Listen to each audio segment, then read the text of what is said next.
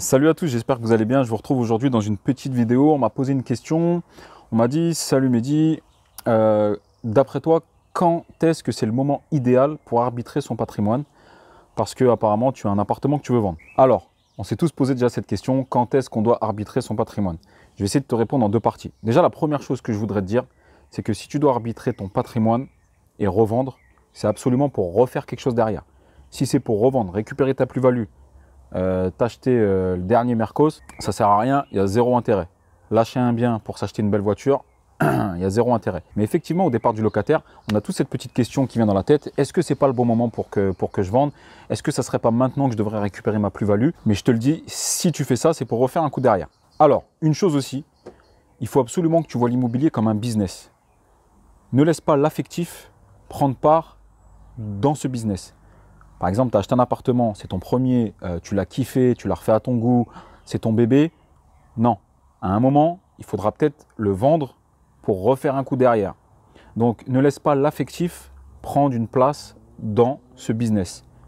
Un appartement, même si c'est ton premier, même si c'est ceci, c'est pas ton fils, ça reste du business. S'il y a une grosse plus-value à la clé, il faut vendre. Alors maintenant, quand est-ce que tu dois vendre? Alors, il y a deux cas. Le cas où tu n'as plus rien à déduire, plus rien à amortir, plus aucune charge à déduire. Le prêt est quasiment payé, tu n'as plus rien à déduire et là, tu te fais massacrer par les impôts. Surtout si tu es en location nue, tu te fais tirer dessus. Donc là, effectivement, c'est peut-être le moyen de vendre ton bien pour régénérer des charges, régénérer du déficit pour venir contrer tes revenus fonciers. En plus, si la ville où tu as acheté il y a des années, elle s'est développée, par exemple une nouvelle gare qui est venue ou des nouveaux centres d'intérêt, hôpitaux, centres commerciaux, etc., effectivement, c'est peut-être le moyen de le vendre. Mais je te répète, si tu vends, c'est pour faire un coup derrière. On fait un pas en arrière pour en faire deux, trois en avant. Si tu vends pour m'acheter une voiture, c'est pas la peine. Donc voilà, moi je te conseille de vendre si tu n'as plus aucune charge à enlever, plus d'intérêt d'emprunt, plus d'amortissement comptable si tu es en LMNP ou LMP, et que du coup tes revenus fonciers sont imposés plein pot et viennent impacter fortement ton impôt. Le deuxième cas de figure où tu peux te poser la question si tu dois vendre, c'est par exemple si tu as acheté un bien à rénover, tu l'as très bien acheté et que tu l'as rénové et que malgré que tu aies encore du déficit à faire, etc., il y a une nouvelle gare qui s'est implantée, des nouveaux centres d'intérêt et que là, tu as une grosse plus-value latente qui t'attend. Là, c'est peut-être aussi le moment de vendre et de ressortir avec ta plus-value. En gros, tu fais un achat-revente. Alors moi, je me donne une règle, c'est que quand je suis dans ce cas-là où j'ai encore des charges à enlever, du crédit, des intérêts d'emprunt, etc., à venir déduire, je me donne une règle, c'est que je vends si minimum je récupère 4 ans de loyer plein pot, hors plus-value.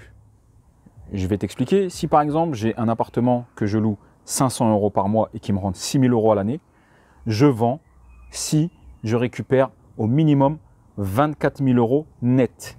Donc peut-être une plus-value de 30 000 €, moins la plus-value, je récupère 24 000 € net. Il faut que j'ai au minimum 4 ans de loyer net dans ma poche. Et à ce moment-là, je vends. Si ma plus-value réalisée est en dessous de 4 ans de loyer, je ne vends pas parce que je préfère laisser tourner le bien vu que j'ai encore des charges à enlever. Donc, j'avais fait des calculs et pour moi, à partir de 4 ans de loyer net encaissé, ça valait le coup de vendre. Ce n'est que ma théorie, c'est comme ça que je fonctionne. Pour d'autres, c'est peut-être 2 ans, pour d'autres, c'est peut-être 6 ans, mais voilà. Mais moi, récupérer seulement 2 ans de loyer net, c'est-à-dire 12 000 €, je ne vais pas lâcher un bien pour 12 000 €. Dès l'instant où j'ai au moins 4 ans, donc 24 000 €, ça veut dire que c'est comme si je l'avais loué encore 4 ans. Et 4 ans, ça va me laisser largement le temps de retrouver une autre affaire. Et peut-être même 2 affaires. Donc voilà, on se pose tous la question à un moment, est-ce qu'on doit arbitrer? Je te le répète, il ne faut absolument pas que tu laisses le côté affectif prendre le dessus sur le côté business. Si c'est le moment de vendre, tu vends. Même si c'est ton premier appartement, même si tu te rappelles comment tu as fait les travaux, que tu as une petite pincement au cœur.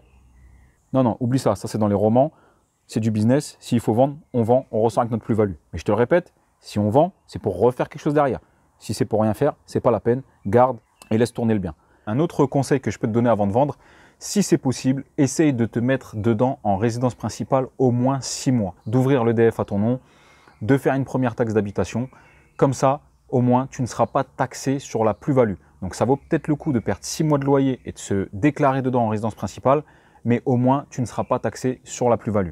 Alors, tu peux me faire ça une fois tous les 2 ans, voire une fois par an, Mais si c'est trop répétitif et que tu me fais ça sur chaque appartement à base de 3 fois par an, non, les impôts ils vont dire écoutez, non, ils vont trop dresser, monsieur, à quoi vous jouez?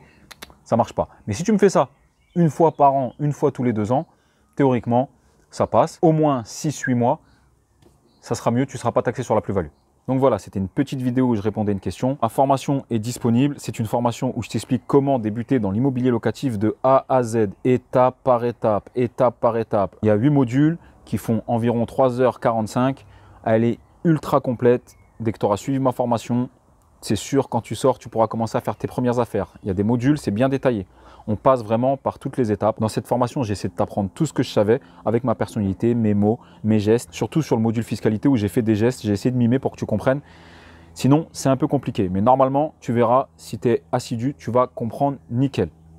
Également, si tu as besoin d'un coaching privé, je te répète, tu peux me contacter sur mehdi@ne au pluriel pour réussir.com. Et du coup, on se rencontre et je peux faire une analyse sur ton projet, t'aider à l'optimiser fiscalement, dans la déco ou autre chose. On parle, on discute et on voit ce qu'on peut faire pour en tirer le maximum de rendement possible de ton projet. Donc voilà, j'espère que cette petite vidéo t'a plu. J'espère que tu te portes bien. Je te dis à très bientôt. Je t'embrasse. Ciao.